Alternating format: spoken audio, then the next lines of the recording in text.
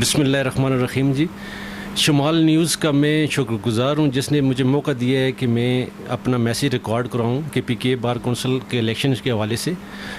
کے پی کے bar council جو ہے ہماری ہوتی ہے وہ اسٹیچوٹری باڈی ہوتی ہے جو ریگولیٹری باڈی ہوتی ہے جو کہ وکلاء کو ریگولیٹ کرتی ہے۔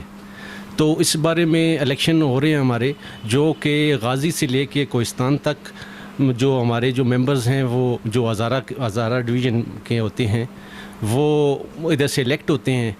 جس طرح سے وہ ایبٹ آباد کے 2 ممبرز کو ہم ووٹ دیتے ہیں، 2 ووٹ ہمارے ایبٹ آباد کے ہوتے ہیں، 2 ووٹ منسیرا کے ہوتے ہیں اور 1 ووٹ جو ہوتا ہے وہ ہری پور کا ہوتا ہے۔